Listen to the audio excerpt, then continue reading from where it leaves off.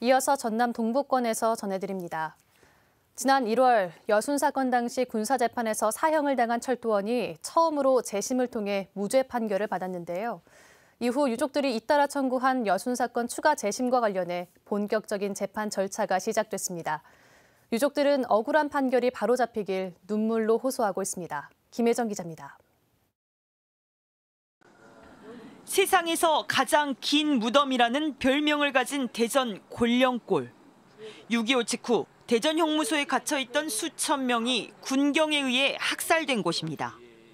여순 사건과 관련해 수감돼 있던 수용자 1,300여 명도 여기서 희생된 것으로 추정됩니다. 이 대전 형무소 관련 여순 사건 희생자의 유족들이 법정에 들어섰습니다. 유족 20여 명은 지난 2월과 3월 과거 군사 재판이 잘못됐다며 재판을 다시 열어달라고 청구했습니다. 이에 대해 재판부가 재심을 개시할지 결정하기 위해 검찰과 변호인의 의견을 듣는 신문을 연 겁니다. 개시 결정이 나면 지난 1월 여순 사건 당시 사형을 당한 철도원에 대해 무죄가 선고된 뒤 두 번째 여순 재심이 열리는 셈입니다. 현부가 손가락질 해갖고 잡혀가고 또 밀고 해갖고 잡혀갔는데 왜 20년 군사재판에서 그냥 무조건 20년 무기징역을 때리느냐. 이것이 너무 억울하지 않느냐. 여순 사건 첫 재심에서 증언했던 과거 철도원 희생자의 유족도 이번에 재심을 청구했습니다. 66명의 철도원이 그 당시 희생된 걸로 이렇게 검찰에서 얘기를 했습니다. 그러면 저 같은 사람이 또 이렇게 많다는 얘기잖아요. 조금이라도 도움이 됐으면 하는 그런 마음을. 재판부는 재심 청구인들의 자격과 재판 관할권 등에 대해 자료를 검토한 뒤 재심 개시 여부를 판단할 계획입니다.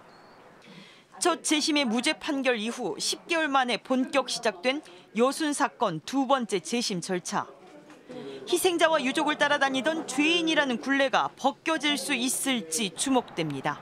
KBS 뉴스 김혜정입니다. 폭발 사고로 3명이 사망한 포스코 광양제철소에 대해 특별 근로감독이 이루어집니다. 고용노동부 여수지청은 사고 현장에 대해 부분 작업 중지 명령을 하고 산업안전보건공단과 함께 사고 원인과 안전조치 위반 여부를 조사한 뒤 다음 주 특별 근로감독을 벌인다고 밝혔습니다. 한편 광양시민사회단체 연대회의는 오늘 성명서를 내고 포스코의 안전투자가 제대로 됐는지 살피고 사회적 책임을 물어야 한다고 강조했습니다. 광주지방법원 순천지원 제1형사부는 지난 8월 여수의 한 도로에서 10대 아들을 살해한 혐의로 구속 기소된 38살 여성 A씨에게 징역 16년을 선고했습니다. 재판부는 A씨가 우울증을 앓고 있다는 이유로 아들을 살해한 것에 대해 경종을 울려야 한다면서도 자수한 점 등을 고려했다며 양형 이유를 설명했습니다. 광양 구봉산 관광단지 조성이 본격적으로 추진됩니다. 광양시는 전남도 LF 컨소시엄과 함께 투자 협약을 체결하고 구봉산 일대 약 57만 평의 숙박시설과 골프장, 치유의 숲 등 2천억 원 규모의 대규모 관광단지를 오는 2024년 12월 완공을 목표로 추진할 계획이라고 밝혔습니다.